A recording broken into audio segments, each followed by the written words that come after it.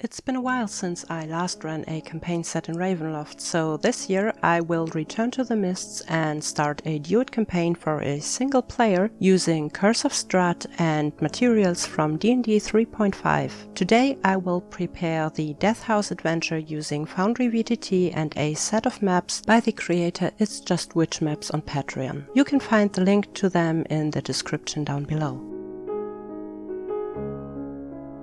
To follow along, you will need the adventure you want to prepare, your system in Foundry, a set of maps to build your scenes on, and maybe your rulebooks.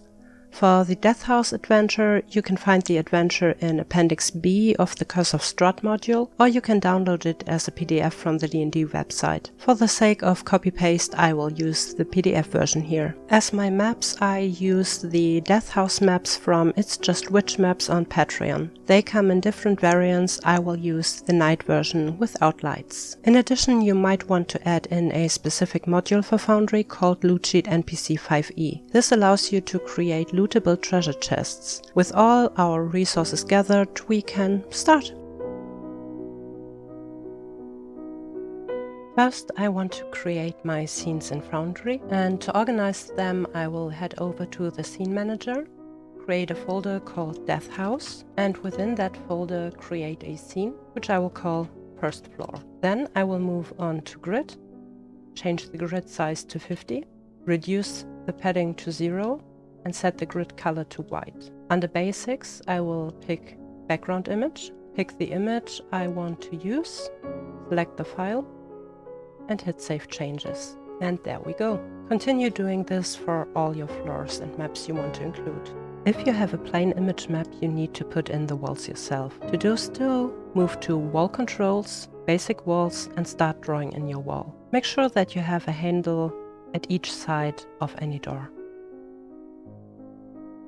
Personally, I prefer going to the midst of the wall to draw my map, but that's just because I want the players to see the artwork even in the night. Then we continue with drawing in the doors, like so. If you have a window, do the same, just use the window wall instead of the door. Within the Death House, we will have 3 kinds of light sources. First one is candles. Then we have lanterns on the wall, and we will have the fireplaces over here. I picked the reference items from the D&D SRD, which is the candle, the hooded lantern, and the torch. While the torch radius for light is acceptable, the hooded lantern is way too much for a gothic horror setting like Curse of Strahd, so I will halve that. To draw in the light sources, I will go to Lightning Controls, Draw Light Source, click on the center of the light source and just draw a circle out. Double click my light source and go in with the dim light, which is the additional dim light radius plus the bright light radius, so 10 for the candles. You have a color picker here. Just pick a nice color for the light. Then we can go to light animation and flickering light, reduce it to about 3 and update the light source. Lanterns and or fireplaces will just work the same, so I will put in 2 light sources per fireplace. Now that I placed everything that could profit from a finer grid, I will correct my map settings by clicking on the scene and setting the grid size to 100 again. Save changes, and we are done. In the next step, we will take advantage of Foundry's journal system and bring in some adventure text. To do so, I will head over to the Journal tab and create a folder called Death House. Within that folder, I will create a journal for the first floor and add a page named the same way as the area within the module.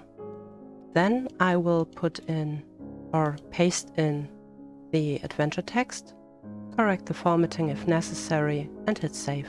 Now we have this beautifully formatted journal page, which we will then drag and edit the icon to give it more size and a bright red color.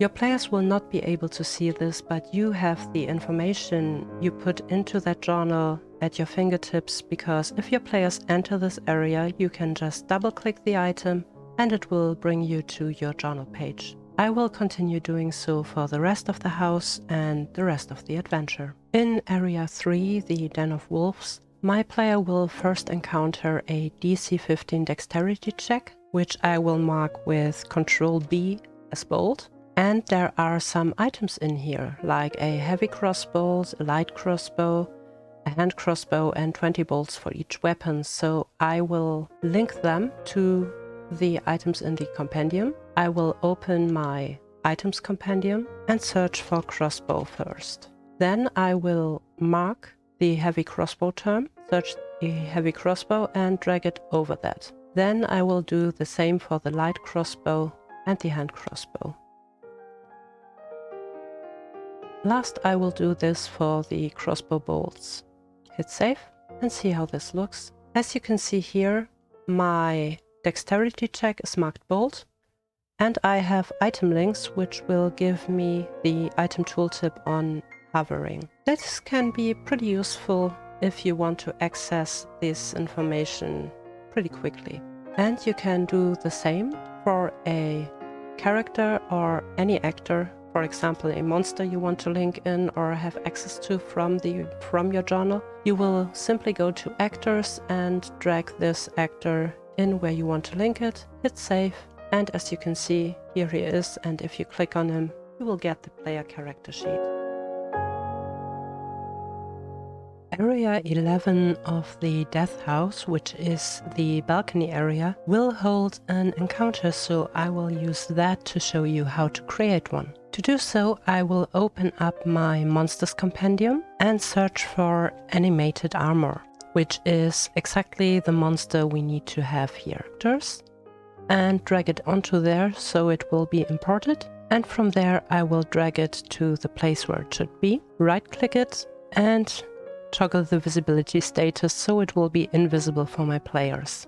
To prepare the encounter for actual combat, I will move over to my combat encounters, hit the plus sign to create an encounter, then right-click on the token again and toggle combat state. This is all we have to do, and once the players will arrive, I will simply add them to the combat encounter the same way I did with the token.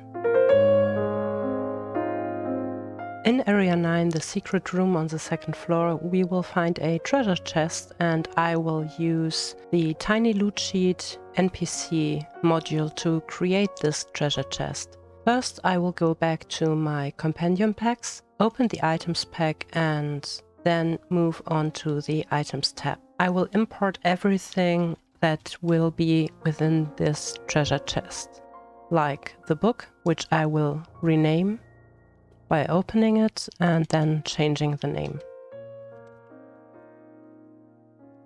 Then we will have 3 spell scrolls. One of this is a level 1 scroll and 2 of them are level 2. So I will then we will have 2 custom items, which I will make up.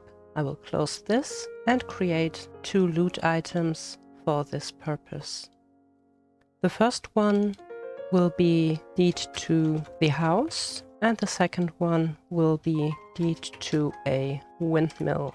I will use this graphic as a item graphic because I already uploaded it, and a third item which will be a signed will with the same graphics. So now that we have this out of the way, we will move on to our actor and now create a folder Death House again. Within that, create a folder Treasure and add an NPC to this, which will be Treasure Chest. And this add-on here is Tokenizer. It will look different for you if you don't use this add-on. We will again upload some graphic for our treasure chest.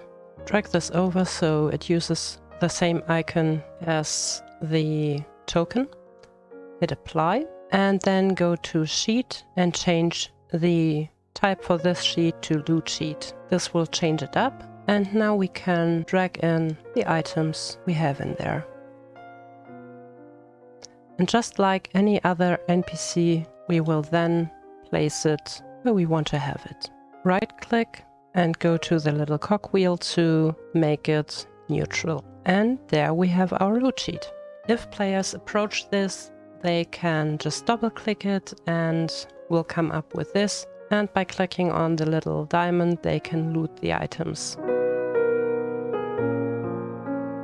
At this point you can start to add in personal stuff like additional notes to your journal pages or sound effects to certain areas, or even use Monk's active tile triggers to trigger effects when a token enters them. But these things are nothing I will cover in this video. I will make separate videos on them. So just add in whatever you think is necessary for your adventure.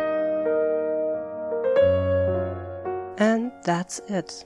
You've got your scenes, you have your journals with your adventure text, and you have your encounters and treasures prepared.